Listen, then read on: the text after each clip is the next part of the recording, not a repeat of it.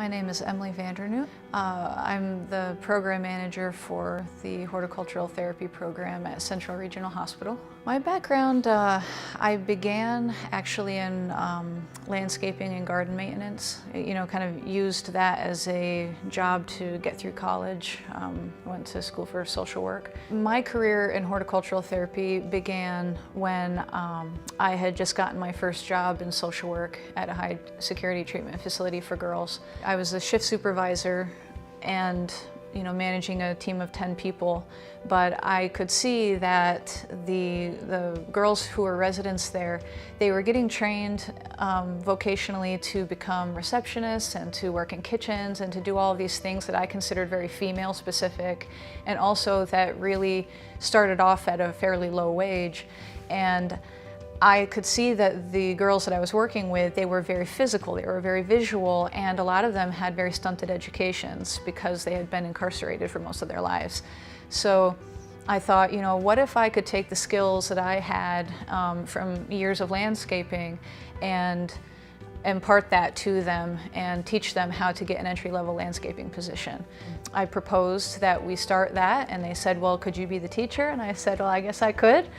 And it was difficult because we had to pass the whole proposal through the Denver Youth Corrections, and then I had to, once we did that, then I had to teach the class every single day, and I had to document and grade and do all the lesson plans above and beyond all of my other duties as shift supervisor. But I saw the benefits of it, and I wanted to continue with it. And as we did more of the therapeutic programming, we started seeing just such a change in the girls that we were working with, huge increases in empathy and insight into how they had impacted the communities that they had committed their crime. And so the program just continued on, and we felt that it was a success. I first heard about horticultural therapy by accident. I was telling somebody about what kind of success I was having at the high security treatment facility for girls that I was working at. And it was actually a nurse, just a random person in the community I was speaking to. And she said, oh, there's something called horticultural therapy, and Craig Hospital is doing it over in Englewood, Colorado. And Craig Hospital is a hospital for patients who have traumatic brain injuries and spinal cord injuries. And so I filed it away, and I thought, my heart kind of leapt because I thought, wow, could actually be a career for me that can combine my social work and my horticulture experience. So I reached out to the horticultural therapist at Craig Hospital at the time, and she invited me in. We took a tour of the hospital, of the gardens, and she told me that she was actually kind of an informal instructor for the Horticultural Therapy Institute, which is where the second that I heard those words, I enrolled. And so I went and got my education from the Horticultural Therapy Institute. I had been managing a landscaping company in Denver. I applied for a position at Denver Botanic Gardens to be a lead horticulturist for the 750-acre sister site at Denver Botanic Gardens. So my job was really to find a vision for that site, and there was a lot of space, obviously. I wanted to bring more community engagement because that was something I was charged with, and at that point it just worked out perfectly. With the war coming to an end, a lot of Iraq, Afghanistan military vets were being discharged from the military, so I used the platform of the 750-acre site of Denver Botanic Gardens to start a program there for them to help them reintegrate back into the community. That was highly successful, and it's still in operation today. And then through a series of events, I ended up coming down to North Carolina, and now work at Central Regional Hospital, which is about a 400-bed psychiatric hospital. Basically work with the patients to prepare them for a discharge into the community. I've been a horticultural therapist for about 13 years. I've been a horticulturist for about 22. What led me to this work started out as something personal and has become something much larger than that. You know, I was raised in New Hampshire, in the woods of New Hampshire, in a log cabin, so the forest was my best friend, and so it was something that I connected with really deeply and was a huge part of my spirituality and just who I was as a person. And so having a nature plant-based job was just natural for me. I had a lot of mentors who always really pushed me into that direction. They just saw that I would be a good nurturer. And as a result, I got to gain these amazing skills from people who were highly skilled and set a really high standard. And so I just always held that standard from the time I was 15 until now. And that's helped me progress through time. As I began developing programs, I saw how beneficial it really was, and I knew that I needed to continue that work because I wanted to reach the largest number of people I possibly could. I was working in inpatient settings that were very sterile and very black and white, concrete, squares, boxes, everything. And I can understand that from a clinical sense that we need to have controls, but life is very messy and chaotic, and so are humans, and we need a place to kind of explode out. And I find that nature can be a place that really facilitates that process in people and brings us back to our humanity. It brings us back to ourselves, to our spirituality, and to who we are as animals in this natural world. And it's such a beautiful thing that's so easy to forget in such a technological age. I've made it my mission to further this field because I can see how beneficial it is, how effective it is, and how needed it is as we get so far from nature. So throughout my career, I've worked with a large range of populations. When I was getting my bachelor's degree in social work, I did my internship with homeless youth. From there, I moved on to incarcerated female adolescents who were in this facility for committing various crimes. And then I moved to working with the community as a whole. Through the Denver Botanic Gardens, I was able to engage a large range of folks. So it might have been elders from nursing homes or community centers. They wanted to do some HT programming on our site. So they would be bussed in and we would do programming with them. We'd have children and schools come into the gardens to also do horticultural therapy there. Through that, as time went, I was able to welcome post 9/11 military veterans onto our site, which is who we predominantly worked with, the majority of the time. It's a population that's very hard to engage in so many ways, and so we found that the hands-on, practical piece of the work was extremely beneficial and motivating to them, and really using their opportunity to want to give. They want to give, they want to be productive, they do not want to be seen as someone who's taking. So we found that offering them something, that we offered them a program, but we made the program look like they were helping us. And that was the key to engaging that population. In Vermont, I worked with adolescents who had substance abuse issues and just general mental health diagnoses. And then now in North Carolina, I work at Central Regional Hospital, which is a psychiatric hospital. The hospital itself serves children all the way up to, the geriatric population, but I work primarily with the adult population, so that could be between 18 all the way up to, any age, 100. The folks that we typically see at the hospital, they've been about 85% of them have been diagnosed with schizophrenia or schizoaffective disorder, amongst other things. Lots of physical and mental health issues mixed into one with most of the folks. So yeah, I've seen huge wide range of populations, which has been really beneficial for me as a horticultural therapist to be able to take the little tidbits of what worked here and here and here and bring it to a new population at the same time as learning so much more about how I can engage that population alone. There are many benefits to horticultural therapy that I've witnessed in the 13 years I've been practicing. I think one of the most general ones that you could say is just wellness. Overall, as a whole, There's not one person I've worked with who has not seemed to have a better sense of wellness in their life. You can go to the physical piece. Depending on the population, there's so many goals that you can target on a physical level. Building endurance, building strength, building balance. When I was working with folks who had traumatic brain injuries and spinal cord injuries, some of the skills, if they were able to still use their hands, their arms, to try to build the fine and gross motor skills that they needed to be successful outside of a hospital.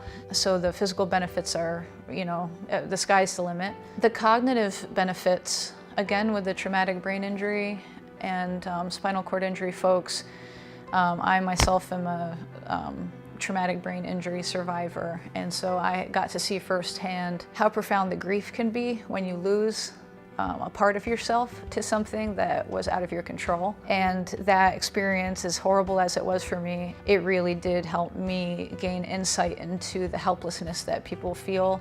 And when you're looking at a picture of a toothbrush with a speech therapist, and you know it's a toothbrush, you know what you do with it, and you just cannot say that word, to feel that feeling of hopelessness and helplessness and shame and grief, it's profound. One of the benefits of horticultural therapy also that I've worked probably the most extensively with is the vocational aspect. You can teach people so many different skills, and in any state in the country and really anywhere in the world, you can use horticulture skills, agriculture skills, working with plants, being in nature, and even if it's just clearing a trail, you can give people these very practical skills that get them a job that usually always starts above minimum wage. And it gives them an opportunity to be in a job where you can start off entry level and you can move up through time if you show good work ethic and you're reliable. And so even if it's somebody who may not be as cognitively able to have a high-level white-collar job, you still can move up and increase the sense of dignity and sense of control that most people want in their lives. The greatest reward that I get from being a horticultural therapist, it's getting to look at so many different people, everything that makes them so unique, and getting to target in on what that one person needs, and getting to accompany them through a situation that might seem so insurmountable to them. And they may feel so alone or so unable or so marginalized and helpless to make changes. And then you get to be there with them in this, it's a clinical relationship in one sense, but it's also so much just accompanying that person. I'm not sitting in a chair across from them. I'm down on my knees right next to them pulling weeds. I'm teaching them, I'm engaging them, and so it's such an honor. I go to work every day and I know that I'm making a difference in their lives, and I know that they in turn are making just as much of an impact in my life. That's the best piece, is really seeing that moment of recognition. You see in their face that they matter to you. And to get to be the person who brings that look on their face, it's just one of the most humbling experiences of my life. When I go about planning a horticultural therapy program, I do something I try to say to everybody is, I think all the best programs actually write themselves. When you go into an environment, there's already the scaffolding of systems and people in place, and you've got to figure out how to work it into this existing structure. And so ultimately, all of the needs are sitting right there in front of you. The needs of the population that you're going to work with, the patients, whoever it may be, the needs are there, and all you have to do is figure out how you are going to address those needs within the system. From there, you can really just kind of prioritize what is the greatest need and how you can target that first, and then you can kind of work your way down and address all of the other issues. And by the time that you've done that, when you look at all of those little things that you've done as a whole, you have a program. That's how I tend to do it, and I find that it's best received that way by most of the facilities that I've worked in personally. because so many people, they don't know what horticultural therapy is, or they don't know what the benefits will be and whether it's worth the time and energy. So if you can give them little victories little by little, then all of a sudden you won the battle. In the hospital that I work at right now, which is a psychiatric hospital, we definitely have goals in place for the patients. We have long-term goals and we have short-term goals. The goals are established by the treatment team, which is usually a social worker, a psychiatrist, a doctor, what we call an advisor, which is a member of the psychosocial department, and then of course the most important role is the patient themselves. The treatment team works together to establish what goals the patient needs to be restored so that they can be discharged into the community. As a horticultural therapy program, we target short-term goals mostly. So a lot of the short-term goals are what are contributing to the success of the long-term goal that they're moving towards ultimately. When the patient gets to the treatment group or to the work crew, each day we have a roster of the names of folks that are going to be there that day, and then the short-term goal that they're there to address. So that is pre-established for us by the treatment team. So it's our goal to work towards that goal, and we also have to document on that goal every single day on a computer program that we have through the hospital. We also have group goals, and the horticultural therapist for the work crew or for the treatment team is the one who gets to establish that. So because all of our groups, our treatment groups are groups and our work crews are a group setting, we don't have any individualized programming right now just because of lack of resources. But we can establish either with the patients, decide on what a goal may be, or we can work directly with the patient to say, maybe it's, would you like to increase your social skills? Would you like to increase your ability to remember 5 plants in this garden? Whatever it may be, we get to determine that, and we'll also document on that as well. When I think about choosing activities, I am always focused on what the population is. Obviously, that's a great place to start. If I'm going to be working with children, I'm going to think about something a little bit more hands-on and more physical. And if I'm working with a geriatric group, I'm going to think about something that I can do that will keep them from having to be quite as mobile or in some dangerous situations in terms of mobility, but still want to give them the opportunity to move. Some other considerations that I have to think about continually are the average education level of the people that I work with. I work generally with people from 18 to 100. With that population, a high school level of education is standard. So I try to keep it within, maybe 9th, 10th grade level material.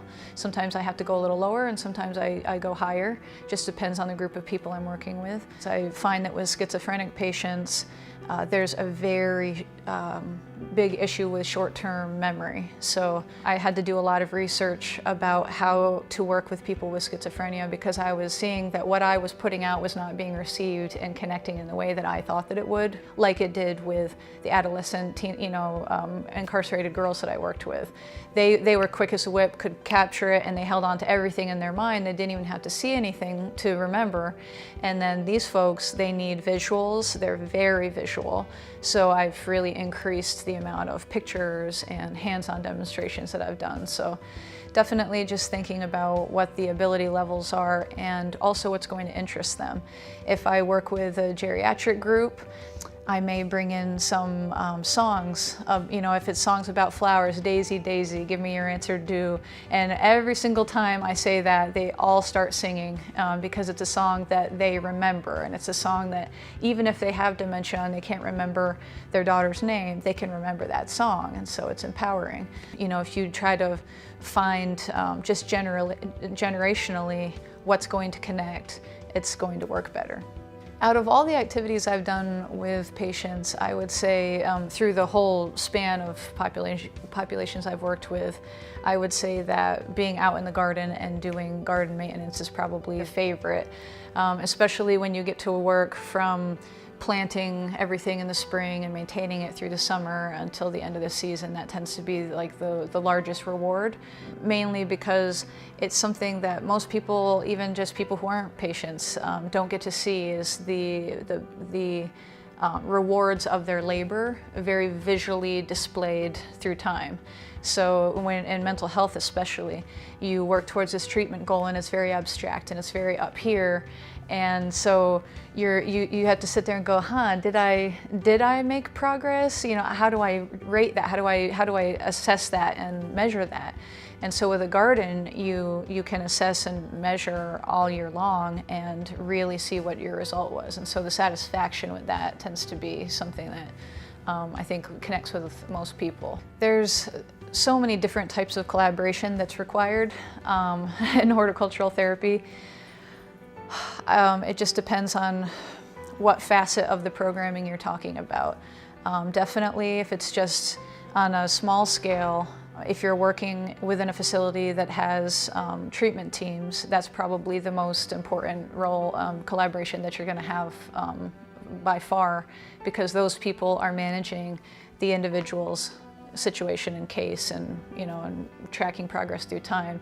So definitely working with them and seeing what is this person working on, what kind of growth or decline do you see, and how can I be effective in working towards that with the horticultural therapy programming.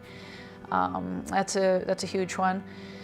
Also, when I worked at Denver Botanic Gardens with post 9/11 military veterans, in order to find the veterans and get them to come to our site, we were having a difficult time finding folks who would come. And so what I ended up doing was reached out to community members, to community programs. So I reached out to local colleges, universities, who all have like veteran student affairs kind of departments. And most importantly, places where there were already people who had connections, direct one-on-one connections with the veteran themselves. So I wasn't asking the veteran to come, the person who they trusted was asking them to come to me. And then once they met me, then they built that connection to me, and then they stayed because of me and the program in general. And so I reached out to the schools, to VA hospitals, to the Denver Vet Center was one, and then also just to individual therapists who are in the community, who are particularly working with veterans. When I think of the greatest challenge of being in this career of horticultural therapy, I think of it in two ways: the personal challenges and the professional. The personal challenge is the one that hits you every day, which is frankly at this point in the field, is loneliness. When you're in this field, regardless of whether you feel you're a leader, you almost have to be a leader. And luckily I feel comfortable in that role because that's just my personality, but I know so many people who haven't. And so, you know, when I'm pushing forward and I'm trying to get a new program put into place in a certain location, I'm really on an island in a sense. And that brings me to the biggest professional challenge, which is if a facility has never heard of horticultural therapy, my whole entire role becomes educator. And as much as I love to educate, it gets very frustrating at times to have to educate people from scratch every single time. And so many people, they can conceive in an abstract way of why horticultural therapy might be of use and benefit to a facility or to a population, but they don't know what it's going to look like, and they fear that. And so part of my job is to manage their expectations and to find a way to give them an image of what could be before they have a chance to fear it. And I find that helps ease things a bit. So some of the biggest challenges are that initial point of education and setting realistic expectations about what they can assume for the future, and then actually figuring out how the program is going to fit into the system that exists. Because most of the time, there isn't place for horticultural therapy in a certain sense. There isn't a place that's just, okay, well, rec therapists, they do this, and speech therapists, they do this, and occupational therapists do this, and there's already, 10 people in those positions. All of a sudden you say, well, where does a horticultural therapist office go? Where does a horticultural therapist put a garden? How do we find funding for a horticultural therapist? What is a horticultural therapist? A lot of the times folks make assumptions that HT is going to be very much like those other disciplines, and so they think it's just going to be this smooth process when really it takes a little bit of negotiating and it is very different. I can leave a gym that has soccer balls and basketballs that I just did some therapeutic programming in. I can leave that there and I can come back tomorrow and it's still there. Everything's the same. With horticultural therapy, if I don't get out and water that garden when the heat of the day is about to come, it's toast, it's gone. And so when, I've had people actually say to me, well, sometimes you just need to let it go. And I say, there is no possible way that I could let it go and still have a program. Because if I let these plants die, then tomorrow, these plants, this garden that our patients have painstakingly, lovingly developed a relationship with and have put so much time and energy, and of which the facility has put so much money, I can't just let that die on one hot day. It either has to be watered by me when I get out of work, or it needs to be allowed to be part of the living, breathing unit, which is the system that you're working in. When you're just getting started in horticultural therapy, the thing that I have found is the most important is to determine what your own sense of personal integrity is. As a gardener and as a clinician and as an employee. Something that has gotten me as far as I've gotten in this career has been that I have a certain standard, and I can honestly say I probably have never gone below that standard, because in horticultural therapy, when you're doing something so visual, your brand is what you're putting out into the world. What they see of your garden is how they think of you. And so when I do something, I do it to the utmost. And definitely there are times when you have to cut little corners here and there. I'm not saying you can't cut corners, but there has to be a certain point where you say, this is how far I'm willing to go down.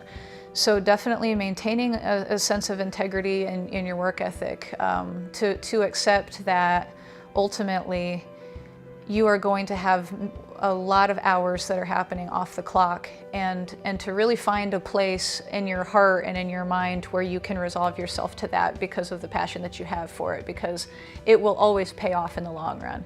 Hard work now always pays off in the long run in this field, from my own experience. I would definitely recommend that new people to the field reach out and try to become part of a network or a community in some way, because not only do you learn from others, but when you feel lonely and when you feel like, I just don't know how to get past this system that I'm having to work with in a facility, how do I do that? And even if you know how to do it, sometimes you just don't want to, and you feel discouraged and down and tired because you're physically tired from the work, and then you're emotionally tired from the work, and you're intellectually tired from the work. And so another person there to kind of push you through those times can be helpful. If you're new to the field, I recommend that you do your best to stay physically healthy yourself. Everything that you can do yourself is something you don't have to pay another person to do. Just take care of yourself the best as possible so that you can do as many of the tasks that you can do, and so that you can train others by leading by example. I have to say, probably the most beneficial piece of my career when it comes to horticultural therapy was being in the landscaping field. I think diversifying your plant knowledge is huge. When you're in landscaping or a job that's like that, you're put into positions where you, say if you're in garden maintenance and you go to, over the course of a month, you may visit 80 gardens. That's 80 sets of systems that you have to learn and that you have to rehearse in your mind, and you have to address the unique needs of those plants every single time. So it's a lot different than if you work at a public garden and you go to the same garden every day and you know exactly what to expect, and that's wonderful and it's luxurious, trust me, I've been there. But when you're doing landscaping, you have to figure out how to weigh the needs of the customer, the costs, there's so many different elements, it's very dynamic. And so I got to learn not only how to deal with people and setting people's expectations, but I also got to completely enrich my understanding of plant systems. And I got to be in the forefront of, okay, this is the best new annual for this year, all these different things, and these are some of the trends color-wise. You know, it's a chartreuse black year, so let's, you know, so I'm going to put that in because I want this customer to be impressed and look savvy on the street, and so having some kind of experience where you have to learn that in an organic way can be sometimes even more beneficial than if you do go and get a degree where you're sitting in a classroom and you're learning these really helpful, important information, but you don't necessarily have the instincts yet to apply it.